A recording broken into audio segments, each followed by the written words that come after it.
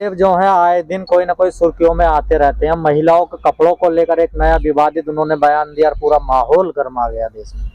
क्या कहना चाहते हैं रामदेव, करना क्या चाहते हैं आगे? इससे पहले बाबा ने एक बार बोला था, कुरुक्षेत्र में कहीं कोई प्रोग्राम हो रहा, तब बाबा कह रहे थे कि हाँ भाई मैंने बोला था कि 15 लाख आएगा अकाउंट में, काला धन आएगा, डीजल पेट्रोल कम होगा, और अब नहीं हो रहा तो मेरी पूंछ पाड़ेगा क्या। इस तरीके का एक बयान वायरल हुआ था, पत्रकारों से बोला था।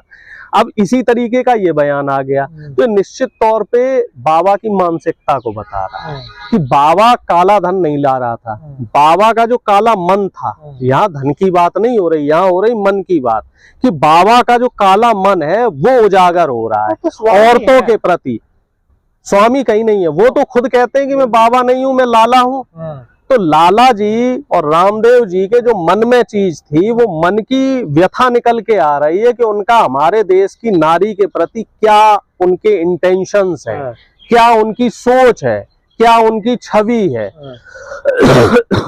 और ये उनकी मनोदशा समझ लीजिए कि ऐसा बयान उन्होंने क्यों दिया, क्योंकि उन्हें मालूम है कि सरकार का उनके ऊपर हाथ है, और जो बीजेपी सत्ता में आई है तो सत्ता में लाने के पीछे भी बहुत बड़ा योगदान बाबा का रहा है। पत्नी मौजूद थी वहां पर फडणवीस की जब ये बयान दिया गया। बिल्कुल, और सारे बीजेपी के नेता, तमाम बीजेपी के नेता वहां मौजूद थे। और बाबा की आप मनोदशा समझ लीजिए कि वो हमारे देश की नारी के प्रति किस तरह का उनका रुझान है। या वो फिर भावनाओं में कह रहे हैं? नहीं, भावनाओं में नहीं। देखो, कुर्ते में अच्छी लगती हैं, साड़ी में बाबा जैसा व्यक्ति, कपड़ों पे भी अच्छी लगती है। बाबा जैसा को व्यक्ति जो है वो भावनाओं में तो कोई बात कह ही नहीं सकता। बिल्कुल सोच विचार के कहा होगा बाबा ने। ये जवान फिसल गई। जवान कहाँ से फिसलेगी? बाबा इतना समझदार व्यक्ति है, वो औरों की जवान फिसलवाने वाला व्यक्ति, उसकी खुद की जवान कैसे फिसलेगी? बाबा या बाबा रामदेव? रामदेव की ही बात हो रही है। रामदेव जी का जो ये बयान है, ये वाकई बहुत ही निंदनीय बयान है। और इसकी जितनी, एकदम से हम ये कहते हैं ना, जितनी इसकी निंदा की जाए या उनकी जो ओछी सोच है, ये साफ तौर पे बता रहे हैं कि कहीं ना कहीं उनके ऊपर आरएसएस का असर आ गया है। क्योंकि आरएसएस के जो नेता हैं, आरएसएस के जो कार्यकर्ता हैं, आप उनकी कार्यप्रणाली देखिए, सभी की कार्यप्रणाली इधर ऐसी है। कोई नेता किसी बीजेपी के साथ उनके अवैध संबंध है, कोई छेड़खानी में पाया गया। अभी अंकिता भंडारी वाला केस आपने देखा है, वहां लड़की को जबरदस्ती वेश्यावृत्ति कराई जा रही थी, वो नहीं करी तो उसको मार दिया गया। और इससे पहले जो उत्तराखंड के पूर्व मुख्यमंत्री थे, उनका क्या बयान था कि लड़कियां जो जीन्स पहने वो फटी हुई जीन्स ना पहने, लड़कियां सलवार सूट पहने। तो इन लोगों की जो मनोदशा है वो ये है कि ये हमारे देश की जो नारी है, औरतें हैं, महिलाएं हैं, इन्हें दोयम दर्जे का मानते हैं, इन्हें भोग विलास की वस्तु मानते हैं। और इनके साथ आप बीजेपी में भी देख लीजिए, अब महिलाओं के सम्मान में स्मृति ईरानी नहीं आ रही क्या? स्मृति ईरानी मलाई खा रही है साहब। स्मृति ईरानी तो आजकल राहुल गांधी जी को ट्रोल करने में लगी हुई है। स्मृति ईरानी जी को फुर्सत कहाँ है? स्मृति ईरानी जी इस समय सत्ता की मलाई खा रही हैं। आप उनकी सेहत देख के अंदाजा लगा सकते हैं। सम्मान तो करती है महिलाओं का भी, पीछे देख के अगर वो सम्मान कर रही होती महिलाओं का, तो महिलाओं के साथ जो जातियां हो रही हैं, अंकिता भंडारी वाले केस में निकल के क्यों नहीं आई? और जो तमाम राज्यों में दलित बहु बेटियों के साथ, पिछड़ों की बहु बेटियों के साथ जो आए दिन बलात्कार हो रहे हैं, उसमें क्यों नहीं निकल के आ रही है?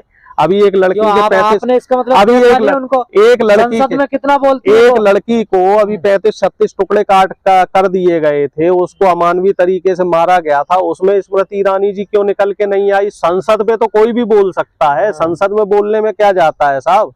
आप जमीन पे आइए, खड़ी रहती हैं। खड़ी तो रहती हैं, लेकिन महिलाओं के लिए उन्होंने काम कितना किया। और उन्होंने नहीं, सिर्फ इसके अलावा और जो तमाम बीजेपी के नेता हैं, जो महिला नेताएं हैं, चाहे वो उमा भारती जी हो और जी तमाम नेताएं हैं, चाहे वो आपकी निर्मला सीतारमन जी हो, जब हथनी मर गई थी केरल में, आपने देखा होगा तब कितना विधवा विलाप किया गया था बीजेपी की नेत्रियों द्वारा।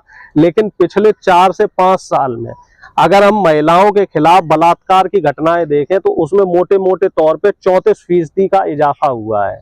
ठीक है, लेकिन इस पे ना तो बीजेपी का कोई स्टैंड है, ना बीजेपी के नेताओं का कोई स्टैंड है, और ना इसमें शासन प्रशासन कोई सख्त कार्रवाई कर रहा है। इसके अलावा जो इनकी खुद की मंत्री है अभी उत्तर प्रदेश सरकार में, बेबी रानी मौर्य, वो खुद एक बार कहा था उन्होंने किसी रैली में कि औरतें 5 बजे के बाद घर से बाहर ना जाएं।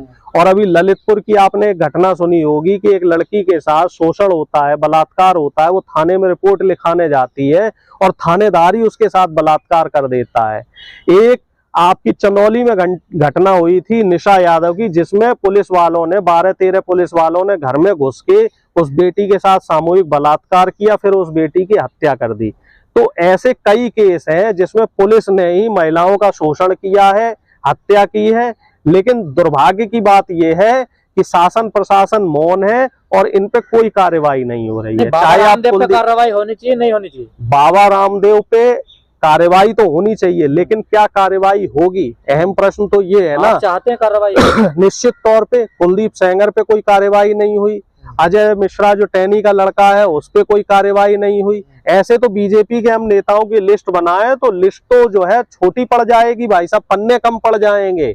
इस समय जो बीजेपी के नेता हैं, जो उन्होंने लूट मचा रखी है, जो उन्होंने शोषण का जो एक तरीका जो बना रखा है, पैटर्न बना रखा है, तो मुझे ऐसा लगता है कि पन्ने छोटे पड़ जाएंगे। दिन कार्रवाई करवा क्या करोगे? उनका कहना तो सब माफ है ना। देखिए बाबा स्वामी, देखिए ऐसा है, संविधान हमारे देश में सबसे ऊपर है, ठीक है। और अगर हमारा देश संविधान से चलेगा तो चाहे कोई बाबा हो, चाहे कोई दादा हो, चाहे कोई साधु हो, संत हो, फकीर हो, उसको संविधान के हिसाब से चलना पड़ेगा। हमारे देश में हर महिला का, चाहे वो किसी भी तबके की हो, गरीब तबके की हो, चाहे वो पिछड़े तबके की हो, उसका बराबर सम्मान होता है। और महिला के खिलाफ इस तरह का जो बयान इन्होंने दिया है, तो इस बयान पे इनके खिलाफ कार्रवाई होनी चाहिए। और कार्रवाई नहीं हो रही है तो साफ संदेश है कि बीजेपी की इसको शरण मिली हुई है बाबा को। क्योंकि महाराष्ट्र में जहाँ पे ये घटना बाबा ने जो घटना की है, तो वहां भी बीजेपी की सरकार है, ठीक है, और केंद्र में भी बीजेपी की सरकार है। तो डबल इंजन की सरकार आखिर कर क्या रही है? अहम प्रश्न ये है, डबल इंजन की सरकार आखिर क्या कर रही है? देते रहते हैं बीच बीच में ऐसा बयान। नहीं तो उनको तो मालूम है ना कि हमारे ऊपर कुछ होना नहीं। अगर उन्हें मालूम होता कि हमें कोई कार्रवाई होनी है तो बोलते क्या, मजाक ऐसा बयान देते हैं आपके ऊपर? अरे मुझे तो अभी तक रगड़ देते भाई साहब। मैं तो सीधा भी बयान दे दूं, या हमारे जैसे सोशल एक्टिविस्ट कोई सही बात, जेन्युइन बात भी कहते तो हमें जेल के पीछे डाल दिया जाएगा। ऐसे बयान तो छोड़ दीजिए। यादव नहीं, बात यहाँ पे यादव वाली नहीं हो रही, बात ये हो रही कि कौन सत्ता की शरण में है और कौन सत्ता से सवाल कर रहा है। अगर आप सत्ता से सवाल करते हैं तो आपका सही भी गलत हो जाता है, और अगर आप सत्ता की शरण में तो आप चाहे 100 गुनाह कर लें, चाहे खून कर लें, कत्ल कर लें, आपके सारे गुनाह माफ हो जाएंगे। अरे ये बताओ साहब, जब हमारा गृह मंत्री है वो तड़ीपार है, कई उस पे कत्ल के केस चल रहे हैं उनके ऊपर, और भी तमाम ऐसे नेता हैं जिनके ऊपर खून के, मर्डर के केस चल रहे हैं, और वो सब बाहर हैं। तो बाबा ने तो छोटा सा बयान दिया है ना। छोटा बयान लगता है आपको? भाई बाबा के हिसाब से तो छोटा बयान है, हमारे हिसाब से बहुत बड़ा बयान है। लेकिन अब देखने वाली बात ये रहेगी कि महाराष्ट्र सरकार का इस पे क्या एक्शन रहेगा। देखने वाली बात ये रहेगी कि क्या केंद्र सरकार को या अमित शाह जी को इस तरह के लोग दिख रहे हैं जो भली रैली में बोलते हैं कि हमारे शासन काल में ना तो कोई दूर दूर तक दूरबीन लगाने से अपराधी दिखता है। मंत्री ने गलती से राष्ट्रपति को राष्ट्रपति बोल दिया था, उसको लेकर इतना बवाल मचा बीजेपी। वो लैंग्वेज प्रॉब्लम था, उसको लेकर तो पूरा बवाल। वो साउथ के थे और वो लैंग्वेज प्रॉब्लम थी, जिसकी वजह से उन्होंने राष्ट्रपति को राष्ट्रपत्नी बोल दिया था। बाद में उन्होंने उसको क्लैरिफाई भी किया था। लेकिन चूंकि वहां पे बोलने वाला बीजेपी के अगेंस्ट का नेता था, अगर वही बोलने वाला नेता बीजेपी का नेता होता तो उस चीज को भी रफा दफा कर दिया जाता। तो ये चीज तो यहाँ देखने में आ ही रही है इस समय कि बीजेपी के शासन काल में, बीजेपी के शासन सत्ता में, मतलब कहने का मतलब बीजेपी अगर अपमान करे महिलाओं का, उनके नेता करें तो अपमान नहीं है। देखो साहब, कहावत है, सैया बहु कोतवाल तो डर काहे को। जब बीजेपी के लोग ये काम करेंगे तो उन्हें किसी बात का कोई डर नहीं है, क्योंकि उन्हें लाइसेंस मिला हुआ है।